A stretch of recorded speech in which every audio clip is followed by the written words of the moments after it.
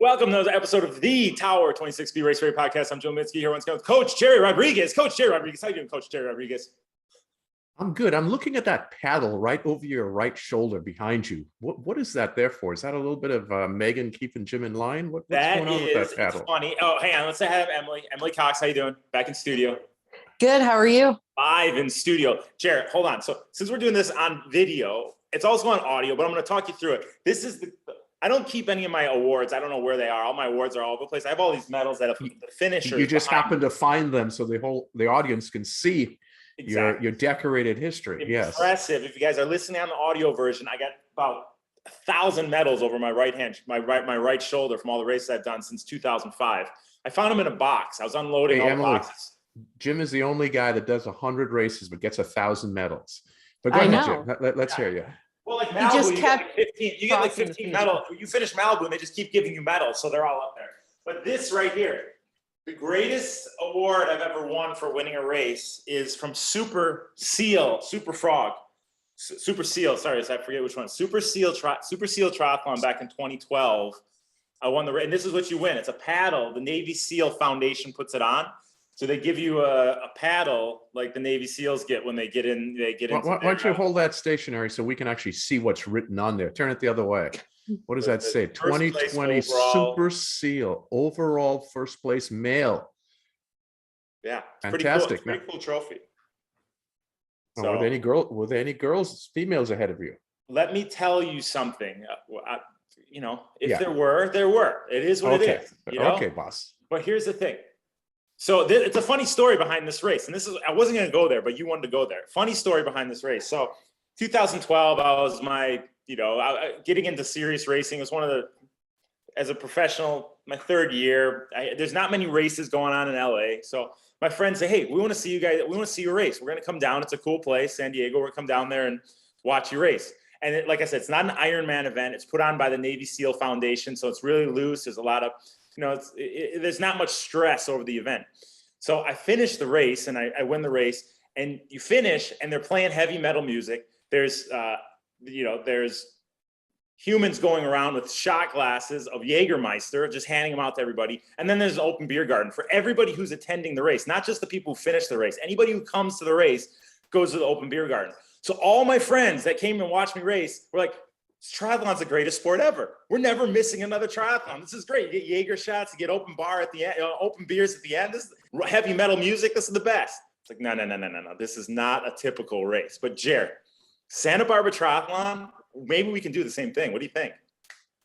Well, before we go there, Emily, did you hear him say there are a bunch of regular humans hanging around at the Navy SEAL event or whatever the heck it was? You took those guys down? I want to say something about that because I did one year, we did our training camp at Coronado at the Navy SEAL, they call it the tank, on the Navy SEAL campus there. And one day they called up and they're like, you guys need to reschedule your morning practice because we're going to be using explosives on the pool deck. So we can't have you guys in there that morning.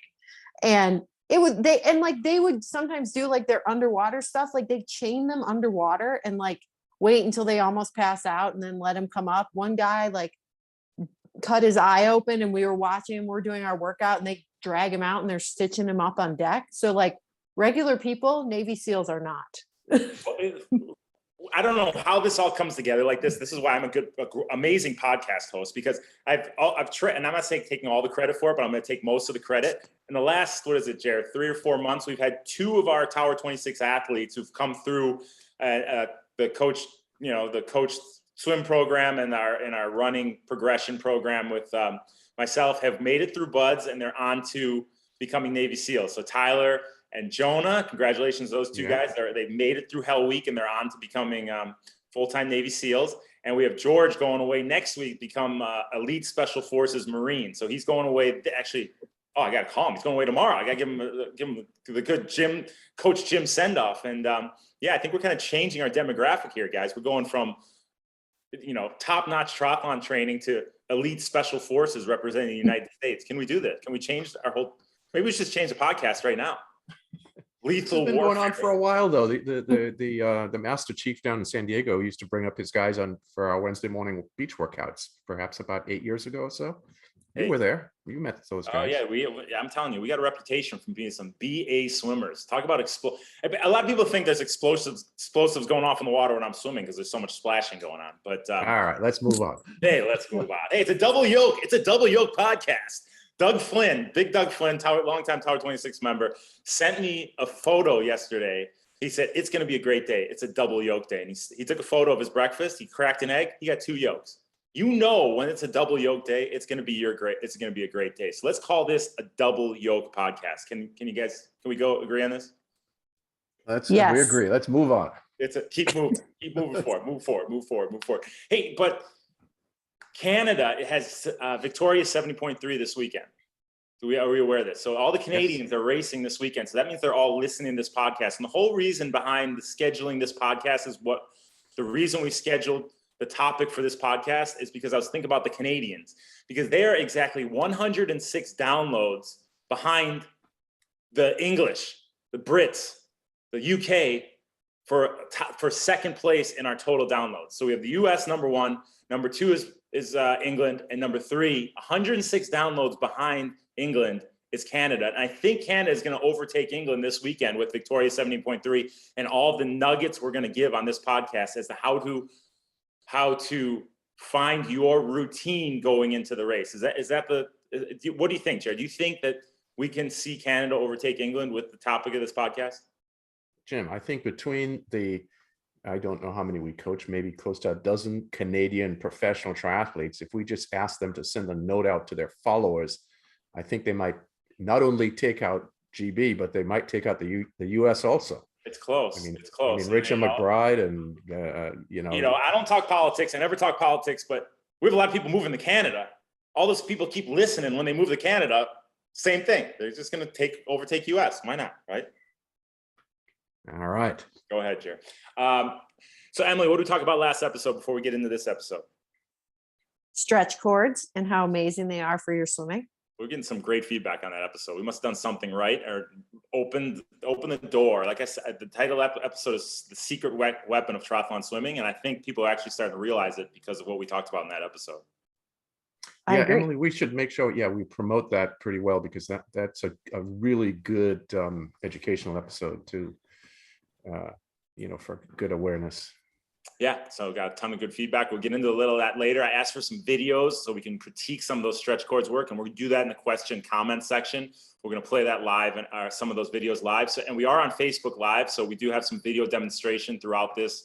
So if you're listening on the audio version of the podcast, you want to go back and look at the YouTube video of this podcast, you can watch what we're talking about, or you can be watching on Facebook Live. And if you have any questions as you're watching this podcast, write them. Coach Megan, she's looking at those questions. She'll get them to us and we will answer them live on the air right now in real time. And we might give them a shout out. I like it. Emily, I was actually going to send you a message. What do you call it? A personal message or whatever. But I realized why do it personally while we can have everyone listening and looking? Emily, you look fantastic. You really do. You look wonderful. You know what? I think it's like I'm finally getting some sun because it's been like warm and I've been swimming outside. It's been great. It's almost river time. So I'll be starting to swim in the river a little bit, getting my open water skills going. So it's a good week. It's a good week. Yep. He's trying to say your hair and makeup person is really doing well for the show. She doesn't need any. It's just, she's just got that glow going on today of, you're ready. She's ready to take on any questions. She is. So that's why she's going to introduce what the topic of this Oh, hold on. Very important. Another visual aid here. George Isles asked me to stop by. He had a new present for Mason. He had a present for Mason. Obviously, he brought a book for Madeline too, so she didn't feel left out. But check Mason is? Who is Mason? This is my son. He's 2 weeks old yesterday. He's healthy. He's eating. So, okay, let's back up again. So a newborn, they expect to gain an ounce a day, right? For the first however long. We had our 2-week checkup yesterday. This guy's gaining 2 ounces a day. He's eating every hour. He's a maniac. He's a big, Chicagoan already. Get those hot dogs and Italian beef ready. But George comes over. He's like, hey, I have this present for you guys. We unwrap it. Check it out. This is our new Tower 26 motto. Gerry, can you read it? T-shirt, little baby onesie. Tower 26, eat, sleep, poop. All right. Yeah. Is that a swim, bike, run? That's our new motto. That can be applied to all of us. Adults, children, babies, right? That's pretty much every triathlete. I think that's the key to triathlon. Eat, In sleep, between poop. your training, eat, sleep, poop. As the amazing host I am, Emily, I'm going to let you go in a second. That's how I transition to the topic of the episode. So Emily can give your 2 cents and then talk about the topic of the episode. I was going to say, eat, sleep, poop. I mean, we're going to talk about a good racing routine, a good morning routine, getting yourself set up for a great race, and good eating, good sleeping, and good pooping are the pillars of such performance. So I am on board. The only things I worry about going in the race, am I going to be able to get my fuel in? Am I going to sleep the night before the race? And where the hell am I going to take a dump, an hour before the gun goes off? I mean, like, you talk about double yoke day, like, you have good poo day before the race. I mean, you're going to hit a good one. Like, I mean, once that stress is relieved, smooth sailing to this race start. And you know what? Maybe at next episode or something, we'll get a poop doctor on and break down some brown, if you will. I'm on today, baby. It's a double yoke podcast. All right, so let's talk about the routine. Why, and Emily, you can answer this. Gerry, you're going to get in depth in here later, so just hold your breath, save your voice. Why should we focus on a routine? Everybody doing Victoria 70.30 this weekend. They're all heady. Some people have been thinking about it for 8 months. Why is it going to help for us to focus on a routine and something to follow going in the race morning? I think because everyone, no matter who they are, is worried or nervous going into a race. And I think if you have a routine, if you have a plan, that turns that worry into action. So you have a plan of things you're going to do. And so you don't have like as much time to worry because you have things to get done and you feel more in control of the situation. Like, once the race gun goes off, you're in control of your race. It's started. So to control that anticipation leading into the race, you want to have a plan for that morning. You're not just running around willy-nilly, like being all nervous. Like, you got to do this, you got to do this, then you got to do this. And I think it just kind of, we're all triathletes are very similar type people. Like, we like to accomplish things. So make your morning part of your accomplishment. Like, you got to get up, you got to have your breakfast, you got to go to the bathroom, you got to inflate your tires. Hey, you're jumping the gun. Hold on. We're not there yet. And then once you get that routine down, Gerry, how important, and you're going to go in depth, so don't do it yet. How important is it to have exactly how you're going to execute that race start? Well, that's the process-driven portion of every good athlete's repertoire. So you need to have that prepared ahead of time. How important it is, it's essential if you want success. Otherwise, you end up succumbing to your environment. Remember, event day, the ambience alone with everybody there, the announcer speaking all the time, just the activity taking place. There's a whole lot of no pun intended, but there's a lot of noise around you, and you can easily get caught up in that noise, or you can create your own headspace as to how you're going to, which is what Emily talked about, how you're going to go step by step through your process in getting ready for your race. Now, Emily, with your athletes that you have them going to race, do you have them create a timeline? Okay, I'm going to wake up at 4:30. I'm going to get to the race by 5. I'm going to, do you have them create a specific timeline as to when they're completing these tasks? Yeah, I like to have them work backwards. And if, I have them do they'll write their race plan for me. And like, if there's nothing mentioning that, I'm like, okay, well, when are you going to have breakfast? What time's the race start? What time are you planning to get up? That kind of thing, to kind of prompt that thought, because it is very important, because you don't want to wake up and then realize you don't have time to do what you need to do. So I think working backwards from the race start and even building more time in there than you probably need is really important. Yeah, and if you listen to Lionel Sanders' last episode of his YouTube video, he talked about, hey, he's a professional athlete. He gets the transition early, so he has plenty of time to get set up and get settled in and do everything that he needs to do. Because let's face it, race morning, there's a ton of stuff to do. So if you have a schedule and knock it out one after another, that's the less time you're going to be standing there talking to Joe Schmo about his shoulder injury and, how he's going to have a shitty race because of that shoulder injury. So we got to, you have to create a plan. Like Emily said, you back up from the race. You think about what you have to accomplish morning of the race, from the minute you wake up to you eat breakfast, to you leave the house, to you arrive at the race, and you set up a timeline. So we can talk about what that timeline looks like and the kind of things you guys should get done. And then you can add to it. And then once the gun goes off, Gerry, is this where you were going to go with this? Like, how do you approach, first off, where do you seed yourself in these rolling starts? And then how do you approach that race start? Well, let's back up from there, because once you're racked and now it's time to get warmed up, which is essential, right? This needs to be part of your process. Your warm up, and your warm up should be laid out so you know ahead of time what you're going to be doing. And by the way, if you know what you're doing, you should have practiced it in prior sessions, training sessions. The warm up shouldn't be new to you. It's something that you have practiced prior in your swimming pool workouts, in open water sessions if you have the luxury or opportunity for that. But otherwise, it should definitely be done in your pool workouts. So let's back it up before we get to that. So because you're right, the devil's in the details. If you don't know how many stretch cords you're going to do before you go do your stretch cords, then you're just going to flounder through. You have to know. So let's get to that. But let's say the race starts at 7 a.m. Emily, what time do you want to wake up for a 7 a.m. race start? I would say at least 2.5 to 3 hours before the race start. And also it depends on, like, if you have to take a bus to the race start, say it's something like St. George, like transition is way out of town. You have to build that in. So you might be getting up even earlier, but you want to eat your breakfast, your big breakfast, I would say 2.5 to 3 hours before your race start. And this is something that's something you can practice as well. Gerry's talking about practicing the warm up. Practice your race breakfast, before a big key workout.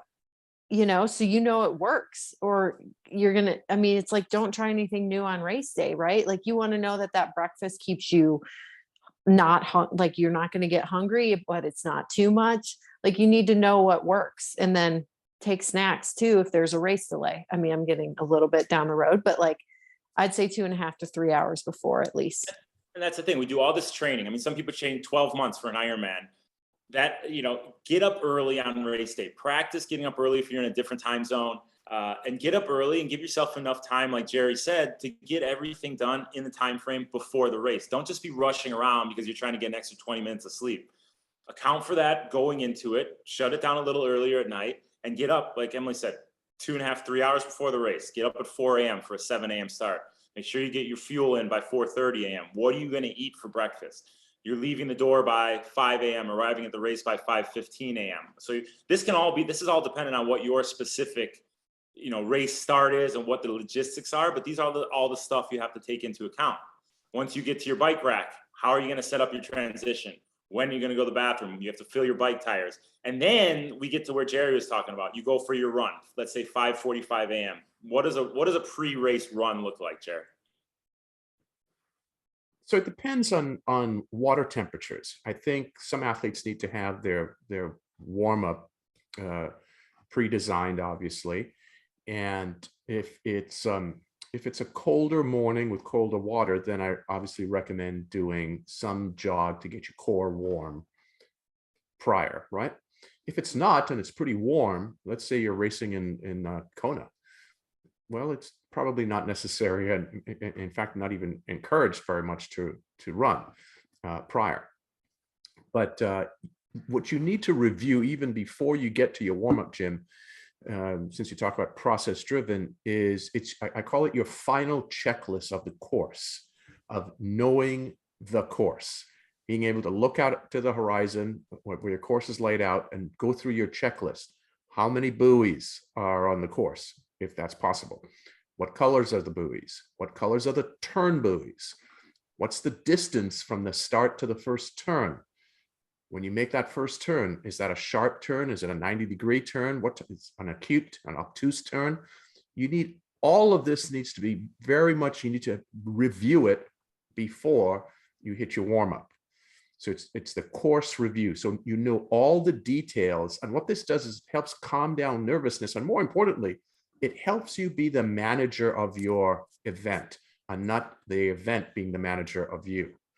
So knowing all the details, otherwise you get caught up following somebody usually who didn't do homework. So do your homework. Do your homework, right? So then you get out, well, that's the problem too, because running, biking, you have you should know the course and you should have done your homework, but you have plenty of people on course showing you where to go. You have arrows telling you which way to go. The swim, it's not necessarily. You're in this foreign medium. If you're not anticipating where you should be going beforehand, it could be a long swim. But also, typically, as you know, bike and run courses don't change, but swim courses can change based on conditions, based on, okay, we set ahead of time that we're going to have, as an example, 10 buoys, of which most of them are red buoys and all the turn buoys are yellow. But on event day, the yellow buoys didn't inflate and they're not placed out there. So what you read is not necessarily what may be occurring on event day. So that's why you have to stand out and do your homework, do the course review. So you know all the details. The first leg, it's 300 meters and it's a right 90-degree turn. The next leg, it's 1,000 meters as an example. Review it all so you know the buoys, you know the colors, you know the turns, you know the angle to turn, you know the distance. Then you start off on your warm-up. And the warm-up is dictated by conditions. Exactly. Maybe you go for a run, maybe you don't go for a run. You definitely want to work stretch cords into your warm-up if you have stretch cords. What should a typical pre-race stretch cords workout look like, Gerry? Well, it should be what you've been doing in practice prior. So, Emily, what's the great line that you have that we're going to use over and over, I think, in this podcast? There's no race day magic that lets you outperform your physiology. Yep. And said differently in this particular segment, if you haven't been doing stretch cords in your training sessions, you're not going to do them on race day. So if you want to be using them as a warm-up tool, which you should on event day, then those should be built in as part of your training regime, your training routine. So you would do your stretch cords, and then you can, based on temperature, Jim, and you asked us specifically, what should you do? Something as simple as 3 sets of 30, 3 sets of 40 reps with 30 to 45 seconds rest in between. This is 3 or 4 minutes. This is not a big deal. Then you can go off for a light jog. Am I getting ahead of myself? Is this how you want this? No, you're good. That's exactly what I want to get into. Exactly. Because I want to lay it out. The problem is too many people go to these things and they're just, I'm just going to go start the race. It's like, if we know exactly what we're going to do, you have it laid out like we're doing here. Yeah. The race. And the reason to do the stretch cords first, it's because you need an anchor point to put the cords to fix. So you can do that on the bike rack, which is really easy to do, and stand right there and do your stretch cords. And then you just put them away, and then you head off to your, a light jog. And this is if it's colder out. You don't have to if it's not colder out. But especially if the water is cold, you definitely want a light jog, a light run to get your core temperature up. And then you should have rehearsed your specific swim warm-up in training sessions prior. If you haven't, not so good on you, but at least know what you're going to do on warm-up morning if you're allowed to swim. As you know, many races still don't allow you to get in at times, but I've never been to a race, Jim. I did not find a place to warm up because I've never found an official running after me to get me out of the water. So if you have to go 100 meters down away from the start, go 100 meters away and get your warm-up in, but get your swim warm-up in. If the water, and our guideline is if the water is over 60, 62 degrees, then you should swim. If it's beneath those temperatures, I don't advise swimming at all. In fact, you would just get in the water, get your head, your face wet, do that several times, some dunking of your face into the water so you can get rid of the ice cream headache. If the water is cold, if it's not, then you can go actually execute your warm-up, your swim warm-up routine. And what if the air temperature is cold and the water would be appropriate? How would you advise handling that? Because then you'd have to get out of the water and stand in the cold. Yeah, so you would definitely go for your jog before you would hit your swim, your warm-up swim, and the moment you exit the water, you get your towel or a sweatshirt, you put it on, and it may be necessary to do a 2 or 3 minute jog again because you want to keep your core temperature up, right? Okay. Yeah, no, that's definitely key. You know, you don't want to do all this warm up and just stand there for a half hour and get cold again. You got to keep moving, you know, and then let's talk about, you know, you get through your warm up. Now it's time to go to the swim start. And we, you know, 99% of these races have rolling swim starts now, right? So Well, we're starting to move back a bit to mass starts, I'm seeing, right? We're getting back to a little bit of old school now that we're sort of COVID protocols are loosened up a bit. There's some mass starts. Like many of them have the role where you kind of seed yourself. Okay, I'm a 35-minute swimmer. I'm gonna put myself in a 35-minute range. When you're thinking about this rolling start, do you want to? Okay, I expect to go 35 minutes. Do you want to overshoot that? Do you want to say, okay, but I'm going to go with the 32-minute athletes? Should you go with the 35-minute athletes, or you should be a little conservative and go with the 37-minute athletes? I'd be interested in your thoughts on that. I'm a realist. Start where you belong, not above or below. There's, you know, every marathon race we've watched on TV, the big races, there's always some bonehead out there running the first, you know, 400 to 800 meters in under 4-minute mile pace. Why? Maybe just to get camera time, but that's the person that usually doesn't finish the race or does really well. So what's the, where should you seed yourself? Seed yourself where you belong. I agree. And the more we do these races, the more we see the rolling starts, which has been going on for years now. We always have people that are overly aggressive and they end up, yes, you know, not swimming to their expectations because they're too aggressive. I'd rather under promise and over deliver than over promise and under deliver. That's what we used to say in sales, right? Under promise, over deliver. So I'd rather you start at 35, go with 35, and you finish in 32. That's great. But start at 32, expect a 32, and you're not a 32-minute swimmer. You get out, you're going to be depressed. There's also a psychological benefit of passing people as opposed to being passed, right? Yeah, I mean, that's the whole reason I always came off last on the bike in the pro field, so I could always pass people on the run just to make me feel better. Yeah. Whole reason. The Levinsky secret. That's it. There's plenty of them. A lot of nuggets in here. Emily, what were you going to say? I was just going to say, like, I think it's, you know, Gerry was talking about how people do start out like over aggressively, maybe on the swim start. Like, I think it's good to remember that when you line up, if you see people like blasting away from you, remember some people are overly aggressive in the start, and do your plan, do your execution, let them do theirs. Emily, and say it again. What's your motto? There's no race day magic that lets you outperform physiology. And those over aggressive starters, as Jim said, they will find out later. Yes. So we do at the beginning of the race what you have planned or what you've trained for in your practices. So if you have not been doing race takeout speed in your training sessions, and what does that mean? Let's say your main swim set is 10 times 200 as an example. And those 10 times 200, if you haven't been swimming the first 50 at 90% output and then backing down to an 80% effort for the remaining distance, if that training protocol hasn't been built in to your training sessions, then don't do that on event day. Because if you swim 90% in the first 50 meters, whatever it may be, the distance you chose to, it's going to be pretty ugly after that. So execute what you've been training. If you haven't been following a plan like Tower 26, get on one like ours, if not ours, and be fully prepared. Coaching.tower26.com. But hey, and that's the thing. That's where it goes into the race plan that all of my athletes, Emily's athletes, all of our Tower 26 athletes fill out before. You know exactly how you're going to take out that race. You know, hey, I'm going to take it out at my 90% effort, 2 buoys in, I'm going to settle back down to 80% or whatever it may be.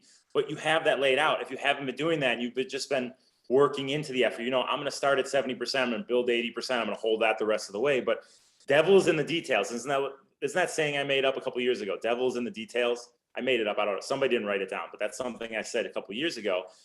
But you have to be realistic with those details. You can't just be like, I want to, you know, Emily's saying, whatever you're saying. My saying is eat, sleep, poop. Whatever you're saying is your saying is. But your devil is in the details, and then you go and execute within that ability level. Gerry, go ahead.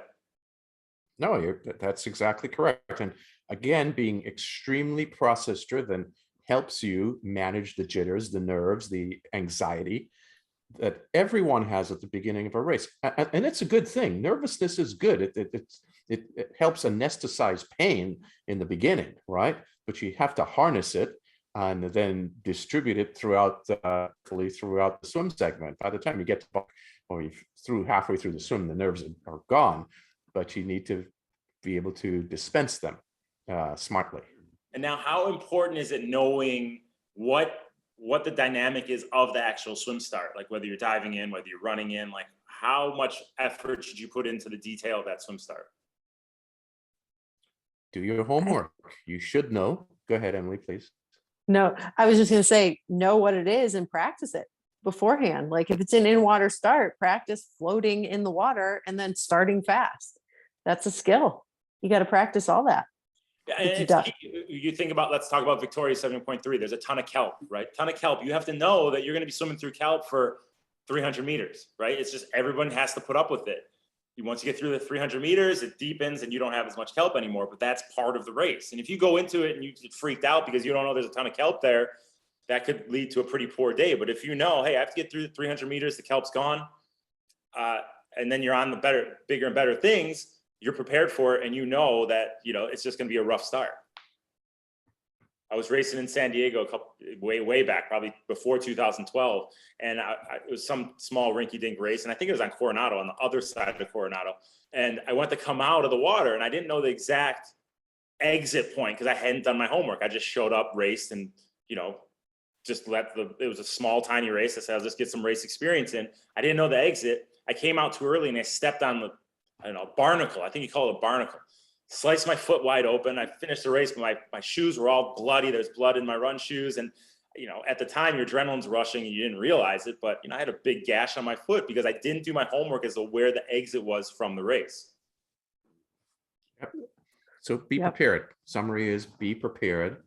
What's our motto? Be race ready, right? And that means be fully prepared. Do your homework. Keep it very process driven on event day, especially at the beginning where it's extremely important. Now, once they get going, Hot Rod, should they stick to a schedule of, okay, I know I'm going to sight every 6 strokes and then sight every 6 strokes from beginning to end? Or how should they think about the execution standpoint of their open water swim? Well, backing up again to what we said prior, if you've been practicing to sight at that frequency, then you can utilize that tool. If you haven't, you'll become quite fatigued sighting every 6 stroke if you have not been building that skill into your pool practices, right? But if you have, absolutely, you need a higher frequency of sighting depending on conditions. If conditions are choppier, generally you need to sight more frequently. If conditions are pretty placid and fairly flat, maybe you can go up to every 10th stroke, but I would never recommend more than 10 strokes. And 10 strokes means single arms. So 5 swim cycles, arm cycles, or 10 single arm strokes. You look at your elite swimmers, your elite triathletes who are good swimmers at the front of the pack that are typically finishing in your top 3 to top 5 in a race that swim well also. Their sighting is very frequent. 4 to 6 strokes. The Olympics, I think it was, what was it, like maybe 8 years ago, whatever. What was the Brownlee's first Olympics? You were watching him swim, and I think he was taking a 2012, sight. yeah. Every single stroke he was sighting. Every time his right arm came up, he was sighting. Yeah, they're built in. But obviously they've practiced that skill set. So you only want to utilize that if you've been working it into. But to your point, Jim, what do we teach? Every 6 to 10 stroke. 10, you should not go further than 10. I don't care how good you are at navigating or how good you think you are at navigating. Most people, and almost everyone, swims crooked by about 10 arm strokes. So there's no point going more than 10. So you take it out, right? And are you anticipating contact when you take it out at the start of a race? And when you do anticipate contact, how hard do you hit back the guy that hits you? So, okay, again, let's back up. What's the purpose? What are we trying to do here, right? We're trying to stay in control and manage our own effort, output, headspace, and so on. So contact is part of what happens at the beginning of a race. It's going to be there. How many stories have you heard at the end of whether it's a triathlon or just an open water race where he or she hit me? I can't believe they did that. And I stopped and tried to whack him, whatever it may be. Well, guess what? I sincerely don't believe people actually intentionally try to hit you. you just have a lot of bodies in a very tight space, going for it. So you're going to have some contact. What's the best thing to do? Well, in your sighting, look for a little bit of open space so you have less opportunity of getting bumped. And then if you do get bumped, get over it. It's part of racing. To put your energy elsewhere, your mental and emotional energy elsewhere, into if he or she did something purposely, that's distracting from your process-driven racing plan. So forget about it. Move on. Emily's laughing over there. Go ahead.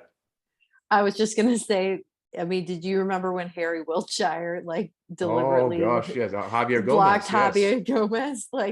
I'm sure that was driving Javier crazy, and rightfully so, because it was deliberate, but that's not happening that often. So that's a rare thing. Yeah. Whatever got him fired up to respond the way he did, one, he shouldn't have. Well, it costed him, right? He got disqualified, I believe, or penalized. I think he had a later Wiltshire, you mean? Yes, right. Yeah. Didn't he have was suspended, or there was some infraction that he was was given some penalty. I don't recall what the specifics are, but the point is you can't let that happen, especially as a professional.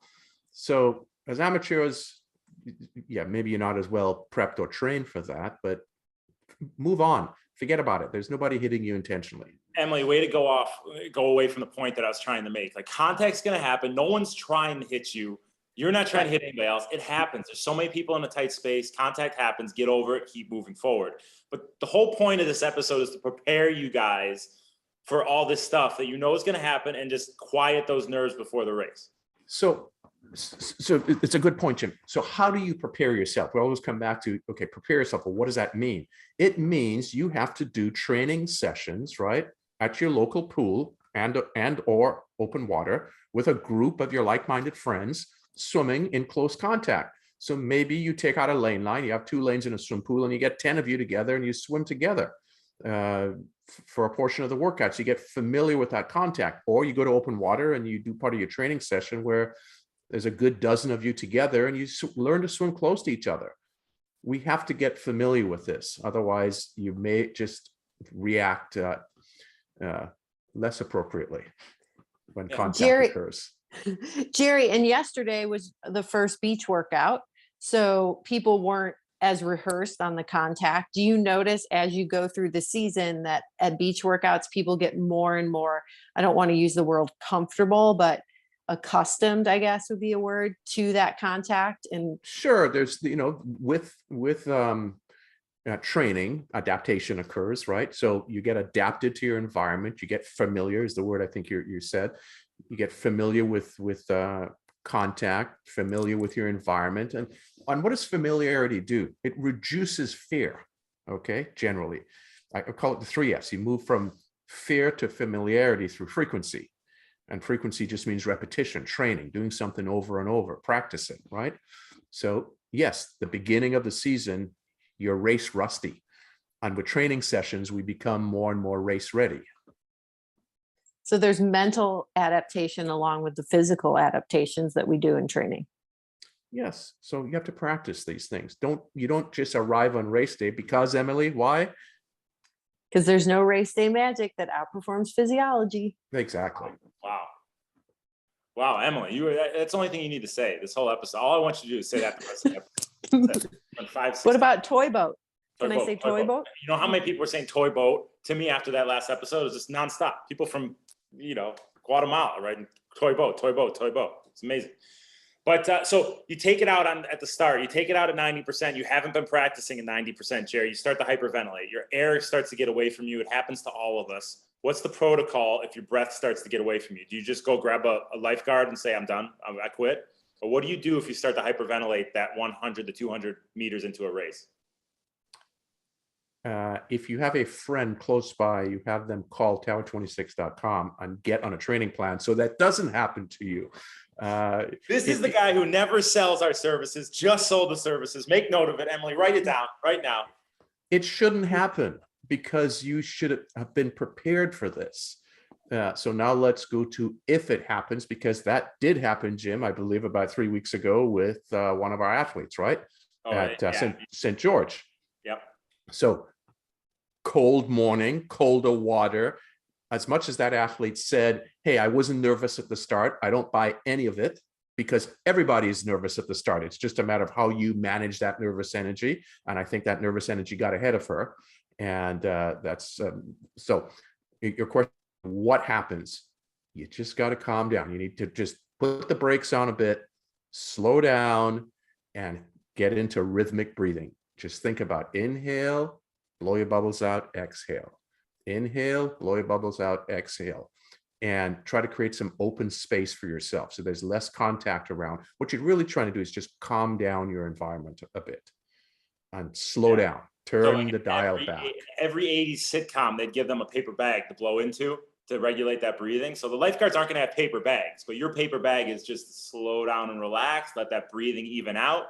Because what's happening is the carbon dioxide in your system is just, you're holding your breath too much, you're tensing up, and then you're breathing in on top of that old carbon dioxide and you're hyperventilating. And if you feel a bit claustrophobic, to your point, and maybe the wetsuit makes you feel constricted, the beauty of wetsuits and races, just go ahead and flip over on your back and just float on your back for a bit and just calm down. Just give yourself 15 to 30 seconds to get relaxed. It's especially if you're doing an Olympic distance to an Ironman, you've got 2 hours, an hour and 45 minutes if you're the best in the world for an Olympic distance race, all the way up to 17 hours. What is the cutoff time for an Ironman? You have a lot of time ahead of you. So just the start. Yep. Just take your time. What am I missing? What's on your note card there that I'm missing that we haven't talked about yet?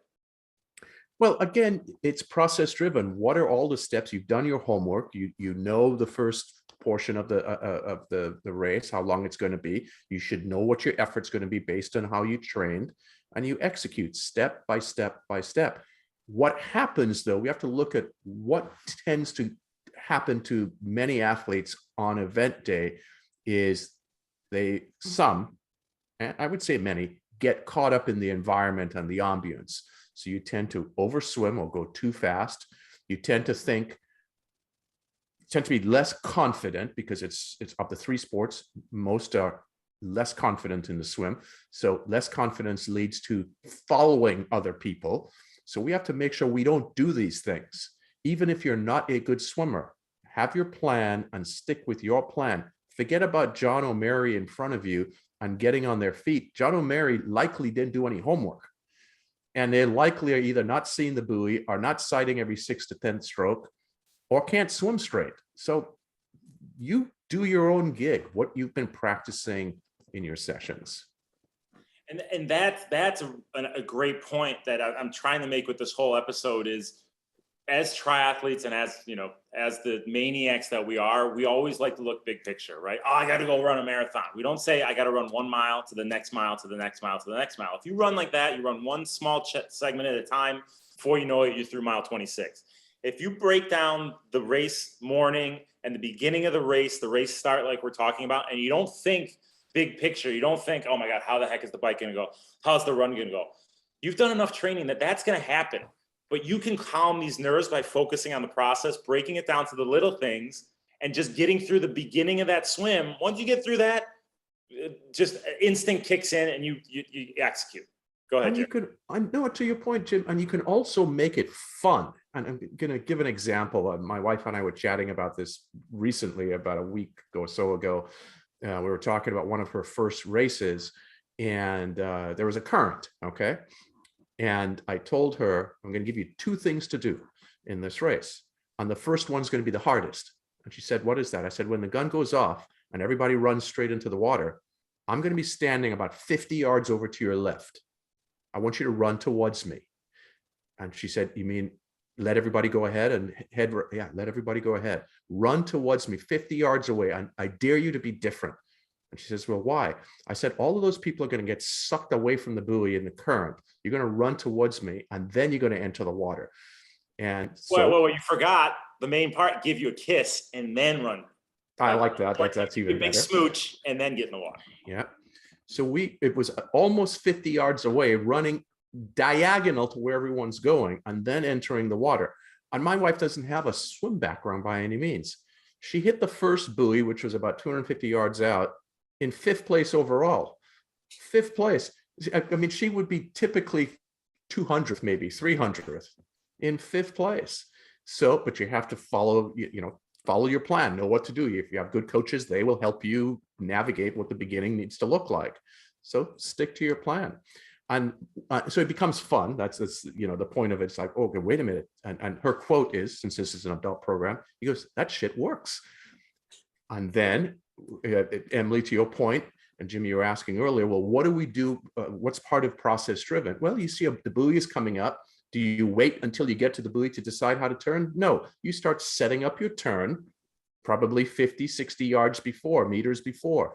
Am I going to make an inside turn, an outside turn? Who's where? What's my positioning? What's my comfort level with being close quarters at a turn, or do I want to be a little away from people? Once you know what you're going to do, you start setting your turn up. And in her case, I gave her some specific instructions on what to do on a turn. And she did it. And it pushed somebody away from her that was next to her. And it gave her a body length lead over them. And again, she said to herself, man, this shit works. So she made it fun, made it engaging, made it enjoyable, made the process, yeah, and you said it. Know what you are going to do, like not what you see on YouTube that all the elite level swimmers do, cutting the buoy as tight as they can do. What's within your ability level, right? It's like, don't try and be like everybody else. Be what you are capable of being. If that means taking a wide turn to keep you comfortable, take a wide turn to keep you comfortable. Don't try and be like everybody else and do it the way whoever does it. Brownlee, since we talked about him already. Gomez. You're not Gomez. You're not Brownlee. Do what you're comfortable with. I'm a fun little. Could I steal 30 seconds here for a quick little? I'll give you a minute. It's for you. I was doing a race many years ago when I was in my racing days, and I was, a marked man. And the key with open water races is obviously no different than triathlon. You have to have a great start. You have to be out fast. You got to be out with the front pack if you want to be winning. And some guy who I was his marked man, he wanted to make sure he was going to stand next to me. And about 30 seconds before the race, all of a sudden he appears right next to me at the start line. So I move over. I sort of jog down about 10 yards. He comes next to me. I move over again to somewhere else. He comes next to me. So I realized, okay, now I know what he's doing. He's just going to hang on. And then the gun goes off. And you know what I did? I waited.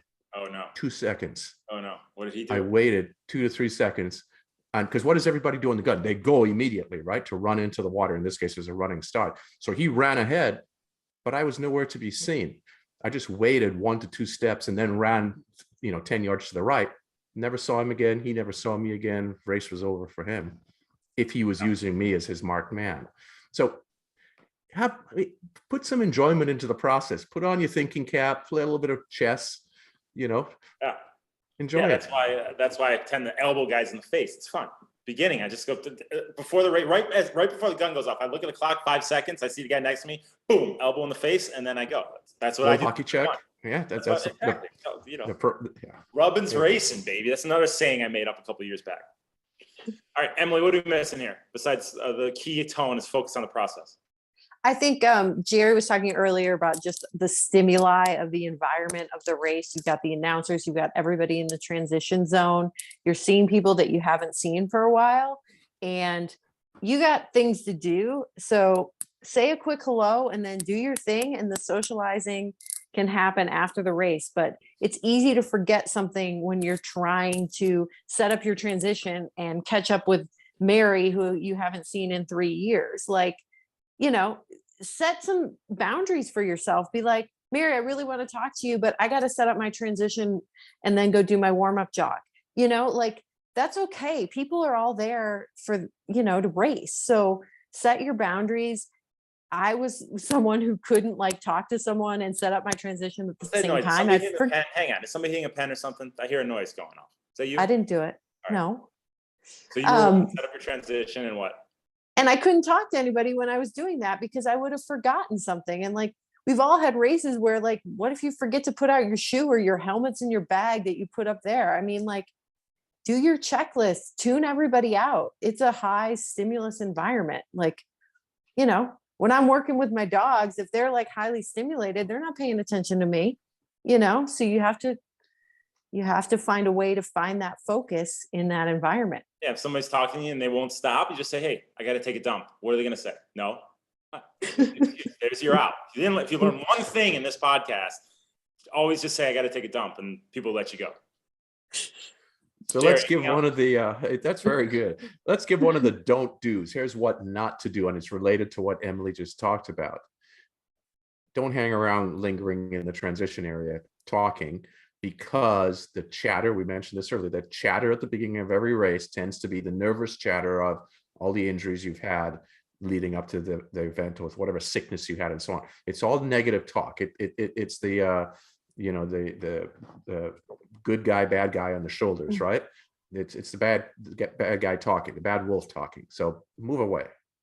Go get your head out of that area and stick to your schedule. The whole point of having that schedule is for you to stick to it and do your thing, because you're there for your race. Afterwards, have a beer in the free beer garden, have a Jaeger shot with all those people, because especially the Santa Barbara Triathlon, they're going to have open bar Jaeger shots afterwards. You can do that afterwards, not before. You put a lot of time and energy in the training for this event. Take it seriously. Go out there, execute, have fun while you're doing it, but save the banter for afterwards. Did I miss anything, Jer? No, it's well done. The bottom line of this is be prepared, and that is done through training, proper training protocols. And when you get to event day, execute as you've been training, because Emily, there's no race day magic that lets you outperform your physiology, mental or physical, let's say. yes. Exactly. All right. So good information there. Hope you guys took some notes. If you have any other questions, write contact@tower26.com. If you're watching on Facebook Live, write us in right now. Like I said, Coach Megan is, what's the right word? Coach Megan is taking moderating. That's the word. Moderating the comments. So write in, and we will get to those ASAP. But first, I'll tell you about the Santa Barbara Triathlon. I've been saying it for 4 weeks now. If you guys haven't signed up yet, what the hell are you waiting for? This is an adult program, Jer. So I'm going to say profanity, and I might tell a joke or two that people don't agree with. But you know what? It's my show. And if you want to weigh in, go have your own worldwide podcast. This is my show. I tell jokes. But the Santa Barbara Triathlon is happening the 27th and 28th of August. Long course individual race, the youth race, the relay teams, the aqua bike. That's all happening on Saturday. Then we come back Sunday for the short course race, the co-ed race, the women's only race, and the parent-child race. So you could race both days. You could do the individual race on the long course individual on Saturday, or the aqua bike on Saturday, and come back and do the short course on Sunday. Make a whole weekend of it in beautiful Santa Barbara, which, Jerry, you know something about Santa Barbara. You familiar with that area? I'm living here now. It's a new place. He is the host. He is your host, and he's letting people sleep on his floor when you come to town. So sign up. It's a great destination race. And like I said, have Jägermeister shots afterwards. Jer? I like it. I'll go get a fifth. I like it. They still call it a fifth. What do they call it? They call it a nip. Get some nips of Jägermeister.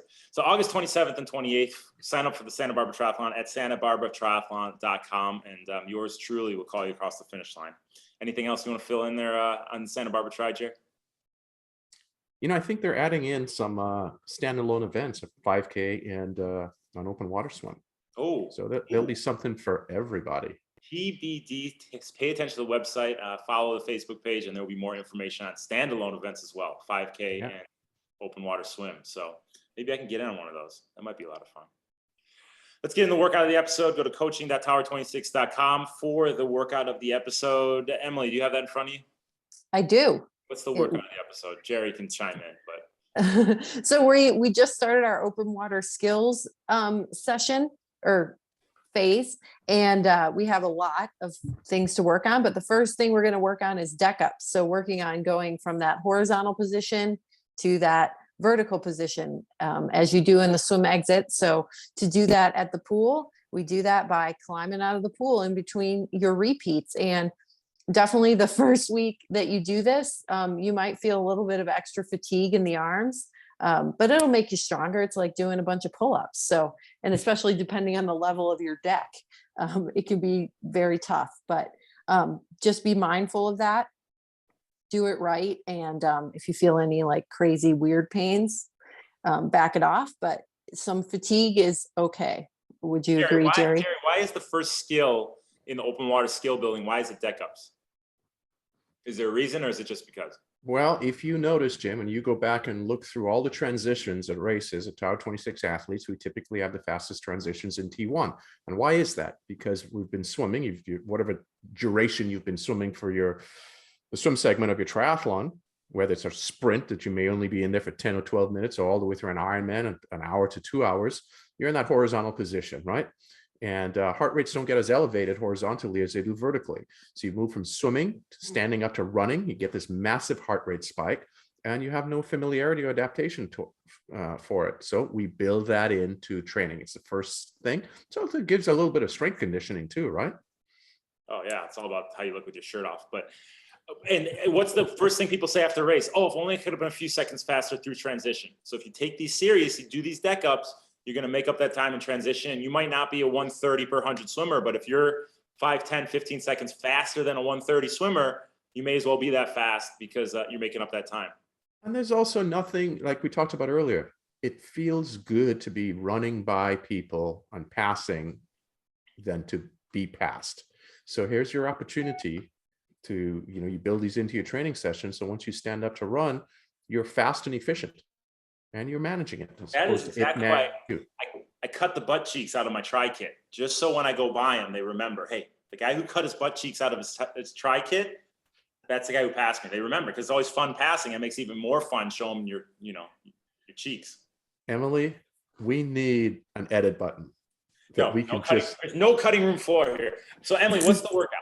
Come on, we missed the workout. What's the workout of the episode? All right. So you go to coaching.tower26.com for the workout. So you're going to do your stretch cords before you get in. You're going to do some warm up, and we're going to get to our main set, which we're going to do 4 swims of about 2 to 3 minutes each, depending on your level. The distance will be different, but they're going to be progressive with 45 seconds rest. So if you're level 1, you're going to do 4 200s, and you're going to start out at 65%. You're going to do your 200. Then you're going to hop out of the pool at the end of that 200, and you're going to rest standing there on the pool. And then you can dive back in, depending on what your facility allows, or slide back in and start your next repeat. And then on the next repeat, you're going to up the effort 75%. Then 85, getting up to 85% by the last one. Then you're going to repeat that cycle. So you'll do a total of 8 swims. So number 5, you're going to come back down to that 65%, and you're going to do deck ups at the end of all your repeats and do your rest standing there on the deck, and then dive or jump or slide back in and start your repeat again. Let's give them, Emily, one of the don'ts, because sometimes when we now start doing these, heart rate's high, right? And what you want to do standing up is lean forward and put your hands on your knees and sort of, you want to get your upper body almost parallel to the ground, because that sort of helps lower heart rate a bit. Well, guess what? You're not going to run that way to transition to your bike. So stand up erectly. Don't put your hands on your knees like you see in basketball games when the guys are like leaning over towards the last quarter of a game when everyone's fatigued. Yeah, we don't want that. Let's say fake it till you make it, right? Like you want to look like you just popped right out of that pool, and the lifeguard's going to be like, what are they doing? And then you just are standing there like nothing's happening. That's how we want to look. Fake it till you make it. And then you're going to grab your snorkel, 5 minutes, nice and easy swimming after your main set. As recovery, just kind of get those arms turning over. Like I said, you might feel a little bit more fatigue, totally normal. Do that 5 minutes easy. And then you're going to conclude with 5 to 6 rounds where you're going to go a 25 fast, followed by a 25 easy. So just max effort on those 25s, good power in your stroke, good turnover, but don't forsake that power for the turnover. You want to be, as you've been working in your stretch cords, you want to finish all the way through to that hip, push all that water back. And that's your workout of the week. How much rest in between those? The 25s, probably 5 to 10 seconds rest. And then on the 25 easy, you can take kind of whatever you would think you would like so that you can really hit those 25s fast. So 40 seconds to a minute even. I mean, whatever you can use to get the most out of those 25s, right, Gerry? Yeah. Beautiful. Be ready to go fast. Yeah. Coaching.tower26.com for all the details. We'll open that workout up, but not much to it. Let's get those open water skill building and all those skills down. So when we get to our race preparation phase, we are ready to attack those courses, race preparation and race ready. So for our questions of the episode, we're contact@tower26.com. We had Katie Green. She wrote up, she said, hey, I'm really liking the stretch cord exercises from the latest podcast. I think they're going to be super helpful to my swim stroke. So Katie, appreciate you writing in and giving that feedback. But I asked for videos so we can look at a couple of these guys who are doing their stretch cords at home on their own. And we got one from Rob Johnson. I just randomly picked a couple that I saw. Rob Johnson, he's one of our subscribers. He said, I love the podcast. I love the swim program. But I wanted to bring up his video. And remember, guys, if you're listening to this on the audio version, you can go to the Tower 26 YouTube channel and check out Rob's video and what these guys, Coach Gerry and Emily, are going to critique about Rob. Obviously, I would never say anything bad about Rob, but these guys are going to say something bad about Rob here. Just be honest with Rob. Tell him what you're seeing here and let him know how he can improve. Because what I'm seeing, actually, all joking aside, what I see with Rob is what I see from a lot of athletes here. I'll share the screen so you guys can look at it. And as we're going, Emily, why don't you talk all the audio listeners through what Rob is doing here? Let me make sure this is muted. Okay, Rob's muted. And what is he doing? He's got his stretch cords going, his nice side view. He's dressed up. He's wearing a bow tie and a tuxedo. And he's executing his stretch cords. What are you seeing here, Emily? And I'm putting you on the spot because you haven't seen this yet. No, I haven't seen it. I do notice that he's not going all the way forward into that extension where you start that setup phase. He's just kind of starting right at his head and pushing all the way back. So I'd like to see that kind of practice on the setup phase. Seems like he's clenching those paddles on his stretch cords with his fingers. I'd like to kind of see those fingers straight as you would be when you're swimming, because you're not really clenching your hands. Can you play it again so I can look at more? Gerry, what are you seeing? Anything? Rob, step back 1 foot to 2 feet back from the incision point of the where you have the cords attached. There's no tension in the cords at the beginning, so he's not really getting enough value out of doing this, Jim. Yeah, he's not working his setup. He's correct. There's no setups. He's not getting that extension in the front and allowing himself to get the setup into the propulsive phase. So you want to start with that extend, just as when your arm enters the water, you want to extend that arm out at the front, almost to that full extension of the elbow, extension of the shoulder, and then use that position to move into your setup. Right now, he's not working his setup at all. So we want to work that setup.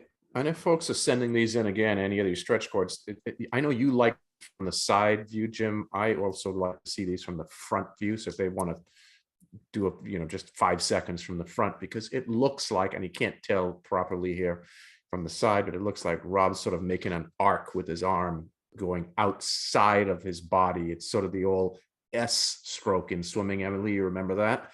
And that would be a no-no if he's doing that. It's hard to tell from our side angle, but we would pick that up definitively from a front angle. So somebody videoing him head on.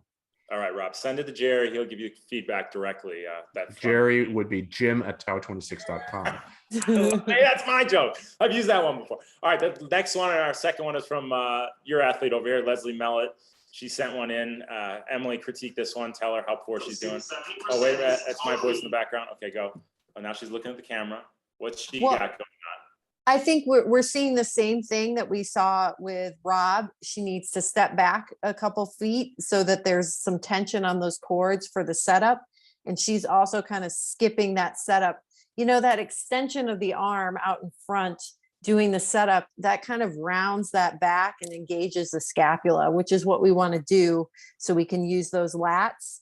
And then also, I think, and like Gerry said, I'd like to see the front view. I think she's a little wide instead of, having that hand channel, right out in front of the shoulder. I think her hands might be a little bit wide, trying to prop that elbow up. So I'd like to see a more diamond shape in front versus kind of a inverted H or something. Making yourself into an M. And Gerry talked about this on our team call yesterday. Is her elbows are super high. Gerry, would you see that as she pulls through the high elbows? Yes, they're a bit too high, and so it's overemphasized.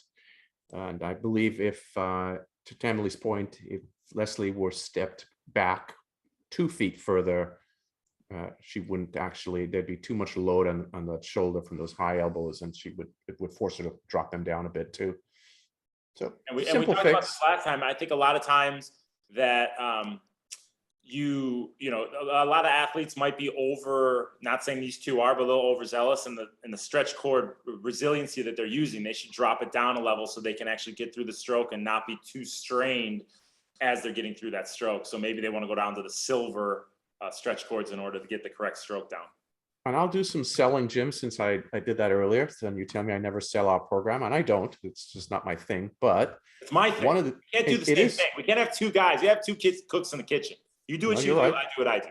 You're the boss. But I'm going to say, one of you guys that are listening here, we have a weekly Tuesday call for our membership, and we do review videos from our athletes and make commentary on it, so everyone learns. So if you are a member of Tower 26, whether our swimming or triathlon program, you'd be able to interact with us weekly at 2 p.m. on Tuesdays, right, Pacific time, and have that live interaction with whatever number we have, anywhere from 40 to 80 people on that call each week, where we have an educational topic, and then we review videos such as Leslie and Rob. Yeah, a lot of good education every Tuesday, 2 p.m. And then we have it on demand on YouTube, where we get another, I think we have 80 to 100 people watching that, later in the day when they can watch it. Because honestly, I don't know how people can make it at 2 p.m. on a Tuesday. We started that when COVID started, and we're like, okay, this will last until like COVID opens back up. Still, what is it? 3 years later, we have, 40 to 80 people showing up at Tuesday on at 2 p.m. Don't these people work? Nobody works anymore. Everybody's listening to us at 2 p.m. on Tuesdays. Yep, and you do have to be a member to be part of that call. So yes, so go to coaching.tower26.com, join the swim subscription. Go to training.tower26.com, join the triathlon training program or a one-on-one coaching. Any questions on any of this, or you want to send any videos in that you want us to break down on the next podcast, contact@tower26.com. Send those videos in. We're getting a lot of good noise going on right now. We're going to end this thing. It's been going on for about an hour. Gerry, any last words from you? Yeah, I think this is fun. I'm glad, Jim, that you actually thought of, we both did, and Emily, all of us, of sending a little bit of video. I think this little 5-minute segment is helpful because, and I know most people are listening to the podcast, but if you get an opportunity, view the podcast, because remember, there are several things to learning, and most people are visual learners. So this little 5-minute segment that we have, where we review mechanics of swimming, biking, running, and so on. In this case, we did stretch cords. Will be super helpful. Good addition to the podcast. Yeah, I like this. Maybe we could even, you're right. Do running, do cycling. I think it's really beneficial. Emily, anything else from you? No, this was great. I love this podcast. This was fun. Well, I hope you do. You're one of the personalities. So, all right, guys. Megan, thanks for being on the ones and twos over there, moderating Facebook Live. For all you guys who joined us live, thanks for tuning in. Everybody's on the audio version. If you want to go to the YouTube Tower 26 YouTube channel and watch this one, or watch our video demonstrations that took place, follow us on the YouTube channel, Tower 26. For everybody else, enjoy the rest of your day. It's a Double Yoke podcast. It was a great one, guys. For Coach Gerry Rodriguez, Coach Emily Cox, Coach Megan Melgard. This is Coach Jim Lubinsky, the Tower 26 The Race Rate Podcast. I'll talk to you soon, guys.